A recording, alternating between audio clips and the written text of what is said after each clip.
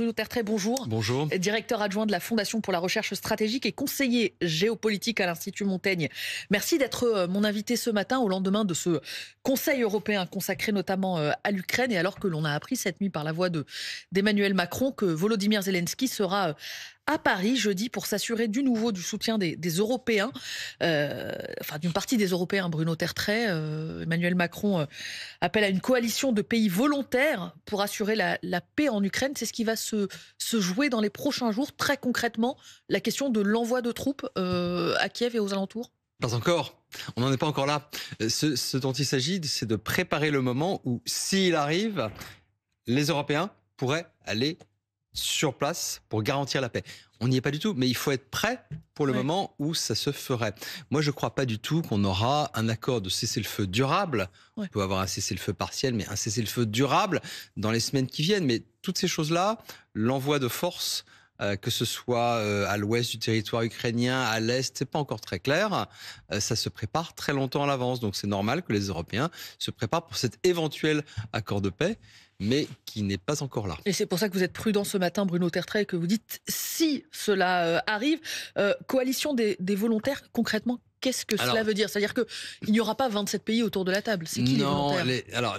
La coalition de volontaires, c'est une expression qu'on emploie dans ce type de cas pour dire que c'est pas l'OTAN, c'est pas l'Union européenne, mais c'est tout simplement les pays qui ont envie de participer à garantir la sécurité de l'Ukraine. Donc c'est très informel. Évidemment, il y a des choses qui se passent dans le cadre de l'Union européenne, tout ce qui concerne les sanctions, l'assistance à l'Ukraine, les budgets de défense, etc.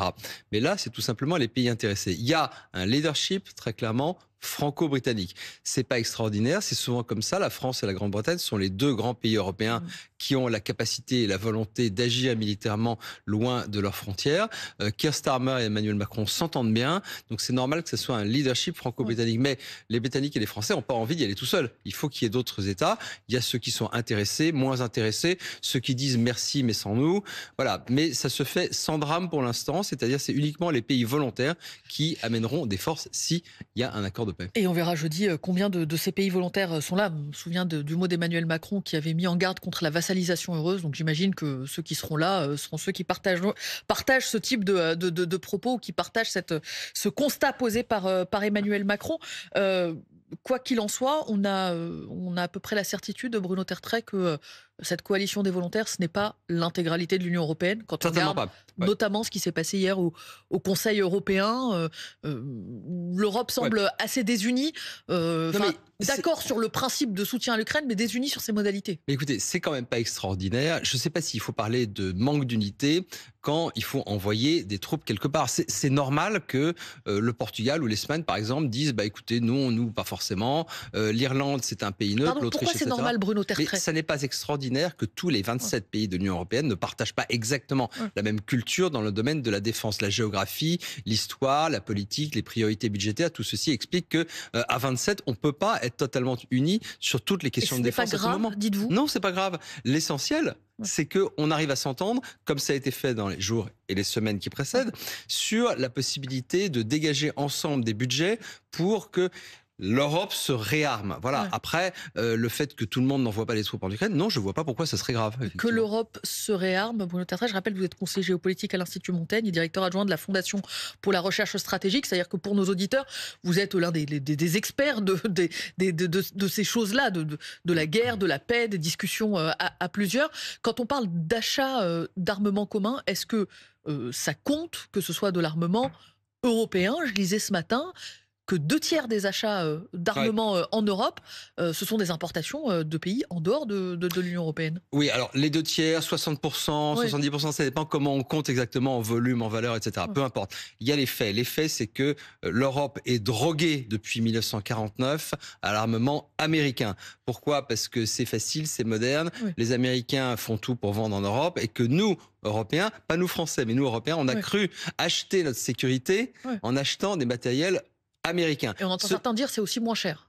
Et c'est souvent moins cher. Oui. Alors, ce dont il s'agit, c'est de réduire la dépendance de l'Europe progressivement au matériel américain et de manière générale à acheter encore plus européen. Mais ça mettra énormément de temps. Vous pensez bien que les matériels de guerre, ça ne se remplace pas comme vous remplacez le micro qui est sur cette Énormément table. de temps, c'est 10 ans, 15 ans, 20 ans, 30 ans? On peut dire 20 ans. Allez, 20 on ans. va dire 20 ans.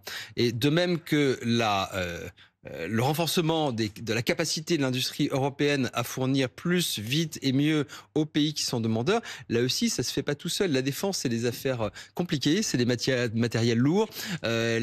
Si vous prenez l'exemple d'un avion de combat ou d'un sous-marin, c'est des dizaines d'années entre la conception, la mise en service, les opérations. Voilà, donc tout ça, ce sont les phénomènes de fond. On va dire qu'il y a un tournant qui a été pris, mais qu'on mettra des dizaines d'années avant de concrétiser vraiment le changement de cap.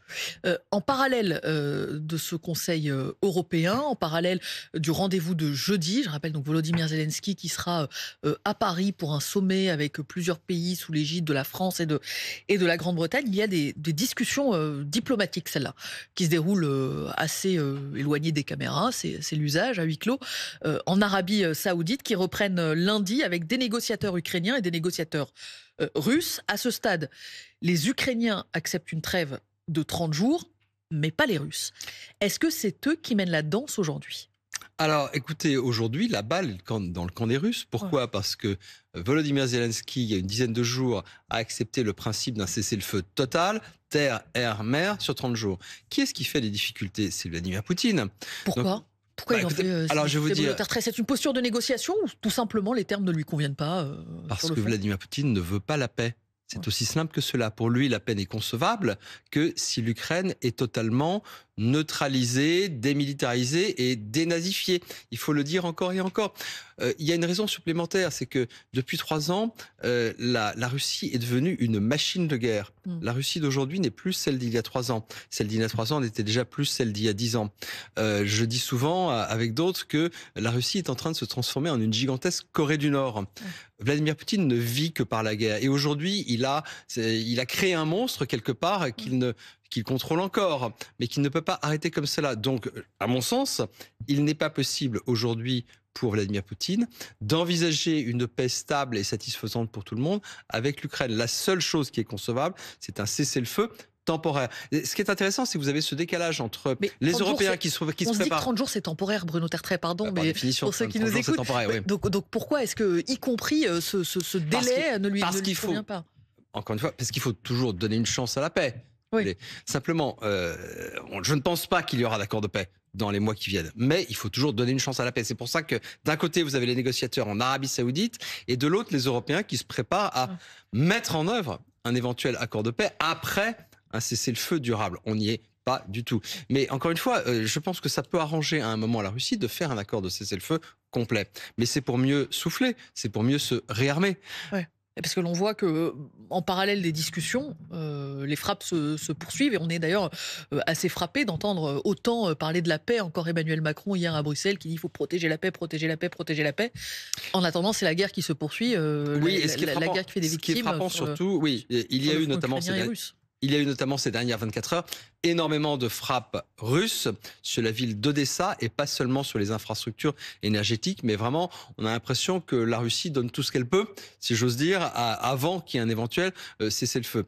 Il y a un accord, en principe, entre Russes et Ukrainiens sur l'idée de au moins avoir un cessez-le-feu sur les infrastructures énergétiques. C'est-à-dire, du côté ukrainien, on tape pas les centrales électriques, et du côté russe, l'Ukraine ne tape pas les raffineries de pétrole. Prendre le contrôle de certaines centrales. Alors ça, c'est autre chose. Ça, c'est un truc encore formidable. C'est Donald Trump, dans ses idées, dans son logiciel un peu fantasmagorique, et il imagine que l'Amérique pourrait racheter et opérer les centrales nucléaires et les centrales électriques de l'Ukraine. Hier, en disant c'est la meilleure garantie de sécurité si les États-Unis récupèrent les centrales, les minerais, enfin au fond si les États-Unis ont des intérêts économiques en Ukraine. Oui, alors c'est pas complètement idiot sur le principe. L'idée de dire après tout, plus les Américains seraient présents physiquement, économiquement sur le territoire, moins la Russie serait tentée de reprendre la guerre contre l'Ukraine. Sauf qu'en fait, quand vous regardez ce qui s'est passé en 2014 et en 2022, surtout en 2022, il y avait énormément d'Américains en Ukraine. Est-ce que ça a empêché Vladimir Poutine d'envahir l'Ukraine? L'idée de Trump, c'est de dire, ah, s'il y a des Américains, il n'osera pas, Poutine, prendre le risque de faire des morts américains. Sauf que ça n'a pas marché, puisqu'en 2022, il y avait énormément d'Américains en Ukraine. 3 ans après le début de la guerre, dans quel état est l'Ukraine? Est-ce que l'Ukraine a besoin aujourd'hui de cette trêve que l'on évoque avec ces discussions qui reprennent lundi en Arabie Saoudite?